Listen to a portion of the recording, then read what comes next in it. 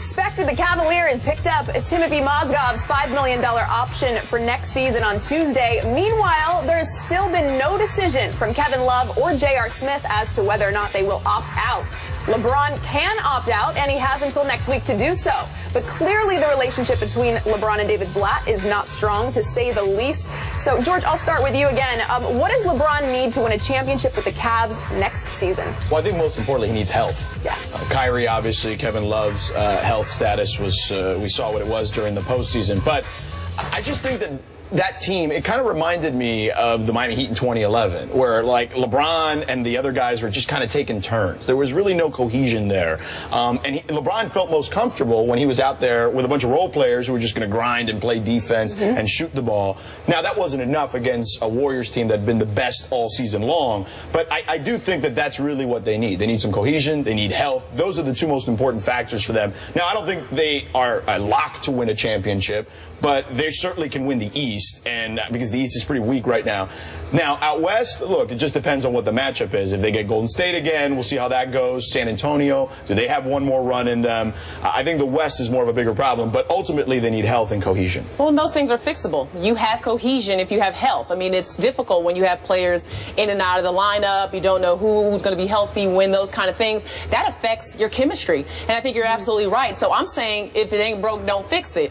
And they did a very good job with the crew they had, overachieved when you think about the impact of Kyrie Irving and Kevin Love. The one thing that does concern me a little is that in the finals losses against Golden State for Cleveland, they shot 26% from the three-point line. They have got to knock down shots. Now, JR is capable. I mean, they've got some capable pieces there. But do they look to add a piece? Because LeBron's going to get into the paint. And he wants to have someone to kick it to that can knock down the outside shot. So that may be an opportunity to tweak things just a little bit. But in terms of that core group, I think they've got everything they need. Like you said, they just need to be healthy. But, China, it's funny that you said that J.R. Smith is the one person that I think that can be replaced. Because I think when crunch time came, he was the one that didn't show out as well as he could have. But everyone knows that this is the team that if they're 100% healthy, they're the team to beat. And as far as cohesion goes, hey, when you guys are all healthy and get together, one, everyone's waiting to see what LeBron's going to do first. Then we'll find out Kevin Love and Kyrie. But this group has got to be looking at one another going, yeah, you in?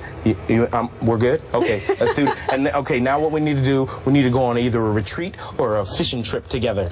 That's going to build. Well, they got to be in the clique. Like Kevin Love wasn't in the clique. Kevin Love wasn't in the Instagram pictures. And that's an issue, I think, potentially. Not the Instagram pictures, but just the fact that Kevin Love seemed like, or at least was portrayed as an outsider of sorts. And I think that if they're going to win a championship, they need all three guys. I know that they've played very well, and Tristan is going to get a big contract, and Tristan played well.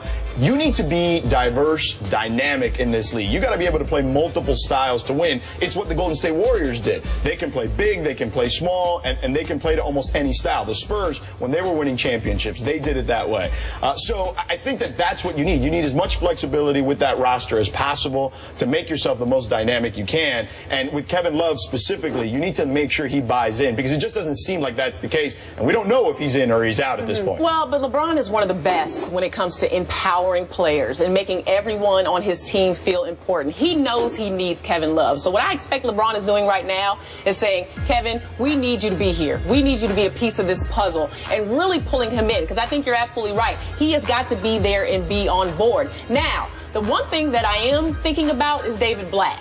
LeBron had to do so much for this team: scoring, rebounding, distributing the ball, and then in some instances he had to play coach as well. Now, are these things fixable? I think Blatt is a good guy. You know, I think obviously he did something right. Let's be real. You know, I mean, look at what the team was able to achieve. But I think he has got to go about also trying to gain some trust with LeBron and some of those guys, that some of those things that we saw happen last year hopefully won't repeat themselves, because you can lose a team like that. Right. Do you think that relationship between LeBron and Blatt can be improved? Absolutely. This is one of the things where it kind of makes me laugh a little bit that David Blatt gets thrown under the bus so much. Think about this. In business, the people at the top, they're in offices right now.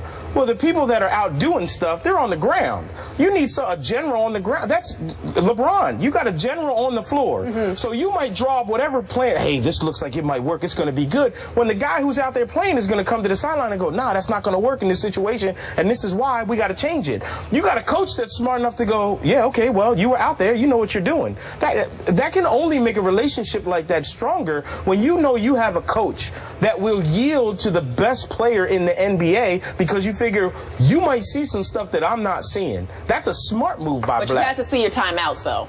You definitely have to. Okay, that part I give you. He just got a little excited in the moment. Here's the thing, Michael, though. He was run under the bus because, let's face it, LeBron ran him under the bus, though. Okay? But then LeBron was also the one that also stuck up for him later then, too. Well, I don't know. I mean, did he? Where? Where did he stick up for him? Where did he stick up for him? LeBron. So what you're saying is LeBron was the one that threw him under the bus and then never said anything good about Brian David Black? Windhorst, who covers the NBA here, told the story on radio where he said LeBron likes having Blatt to kick around. Okay, that was a quote, a direct quote from Brian Windhorst, our ESPN NBA insider. LeBron doesn't want a checks and balance system. LeBron went back to Cleveland because he wanted the power. Okay, he's only getting paid $20 million or whatever it is, and I know that sounds ridiculous when you say only $20 million, but he's worth a lot more. Okay, and you probably, if there were no cap, you'd probably pay him 50, to be quite honest with you, because it's not only what he does for that particular organization, whose valuation went from like $500 million to like almost $1 billion overnight when he came over. It's what he does for the rest of that city, how he empowers the rest of that city financially. There's a lot of things that come with having LeBron on your team. So you know what? If you can't pay him, you got to give it to him in power, and that's what he wants. He is the boss. It's not Dan Gilbert who's the boss. He's the boss. It's not David Griffin who's the GM. LeBron's the GM. It's not David Blatt who's the coach. It's LeBron. And honestly, I got no problem with it. Do you think David Blatt might have a problem with that? That's up to him. Because at some point, if you're the coach, you're going to be like, look, I'm calling something here. You might want to ride the gravy train, and you can't blame him. I don't see David Blatt as a guy to go, hey, this is awesome. I just get to pick out nice suits and make sure that I got my timeout. Timeout? No, I ain't got that. At the beginning of the season, he wanted to come in and run the Princeton offense, and they scrapped that thing in the preseason. LeBron was like, nah, forget that. Well, but LeBron has to also realize that he can't do it all. I mean, if you are mentally exhausted at the end of the game, I mean, you've seen the numbers, the scoring, the rebounding, the passing. You need to have someone that you at least know is not going to mess it up. You know what I mean? I mean, he can take care of, he can close the game, but in my opinion, he shouldn't have to coach during that stretch or in overtime in the finals. Like, he may, I'm not saying that David Blatt can't let him have his say, however, which is, you know, obviously what LeBron wants, but David Blatt's got to bring something to the table. And I'm not saying he does it, but he can't call that timeout. Is there any chance LeBron doesn't come back to Cleveland? Oh, no, he's coming back. Now, what he can do to get his way is he's got the opt-out, and he can go on radio silence, and then all of a sudden he's freaking people out. Because I would be freaking out. Because he could just say, all right, look, if they don't do what I want to do, then he can threaten to leave. But I don't think he's ever going to leave because he wants to be there. He wants to win for that particular part of the country. He is an affinity for that area. Obviously, growing up in Akron, we all know the story coming home. But I think that that is part of it. And I almost think that because the marketing has been part of it, I don't think he has any choice but to stay there. But he can at least threaten that when it comes to the Cavs. It's an empty threat. Where's he going? And it's an empty threat. Where are you going to go? No. That's not only if the power that he has. It's easy to leave. It's once you've left once, it's easy to leave again. But you're just I'm not saying he is. You're just starting to get the fans back in. You're just starting to get that love for Cleveland back. I don't think you want to threaten. You're building your brand. You don't think that you want to see them burn in New Jersey again? You don't think the fans would blame Dan Gilbert and management over LeBron? Because I do. I think that fans would blame the organization and not LeBron. Nah, not when we have shows like this that are going to call him out. Nah. Yeah. All right. Well, most people say the #1 pick in Thursday's draft will be Okafor or Towns, but will D'Angelo Russell be the best player? Find out next.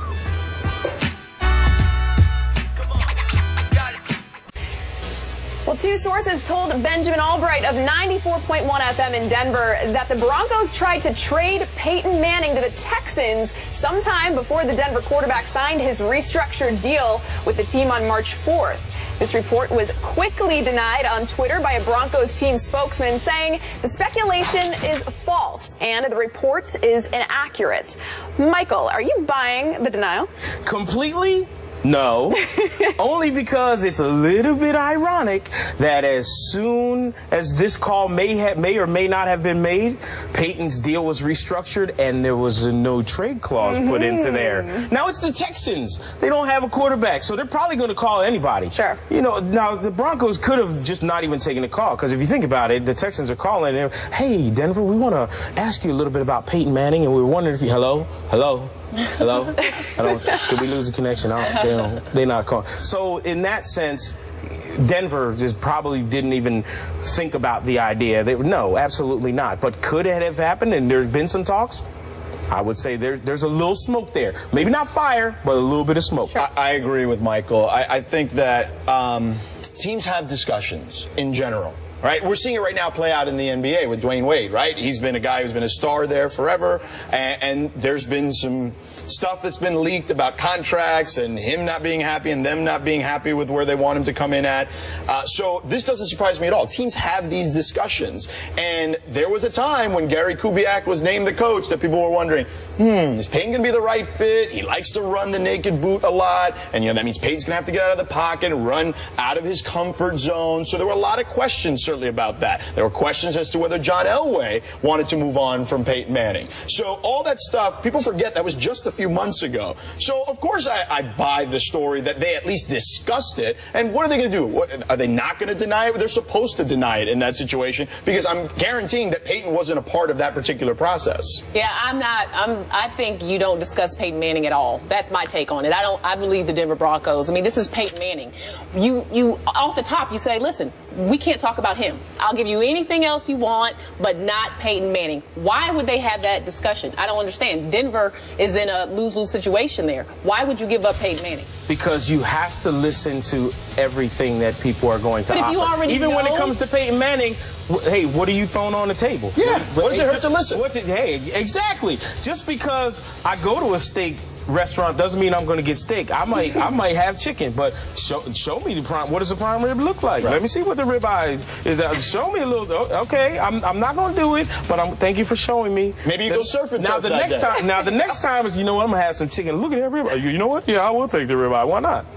That's okay, and it's okay to do that. I think teams discuss that internally. I do think teams discuss all that stuff internally. And that's why they have to deny it, because Peyton wasn't involved. That's why they have to deny it. But you would never want that to get back to Peyton Manning. That's my whole thing. Too late. And Houston has no reason to hide that. So now it gets back to your quarterback, and what does that do? So I don't even think you talk about it. You take him off the table right away, which I believe they did. I don't believe in it at all. And why now? Well, Peyton understands that. Well, because look at his age. Look at his age, and look at his arm strength continues to deteriorate. He's up in age. He had the problems with the quad that affected his already arm strength that's not great at this stage of his career. So you look at a guy, you think, okay, is his body deteriorating? What can we get for him? I think those are internal discussions that any team would have with an aging superstar like him, even though he's still performing at a pretty high level. Well, and if I'm Peyton Manning and I don't hear anyone talking about anything after everything they said was wrong with me before, that makes me more nervous. Now, how come nobody talking about trading me? What's the deal? What's going on? Like, that means that something's going on behind my back. Sure. Well, to your point, George, he's 39 now. How much does Peyton really have left in the tank? Maybe another year or two. Yeah. I mean, that's what you're looking at. So if you're the Broncos, you're weighing it out, seeing, okay, what could we get for him? Is it worth it potentially to move him? What would the backlash be? All that stuff is factored in. Again, those are discussions that are had internally that usually don't include the player, especially in that sport. Football is the most cutthroat of all the sports. Yeah. Which is why he had the no trade clause put in when he did his restructured deal. And I agree with you, another year or so. But gosh, it's hard for me to bet against Peyton Manning, because I hear just when you think he's ran out of gas, he comes up with a punch. Yep, proves you wrong. It's hard for me. Well, meanwhile, Rob Gronkowski says he hasn't spent a cent of his contract with the Patriots. We'll talk Gronk as part of our NFL Quick Takes when we come back. Yeah.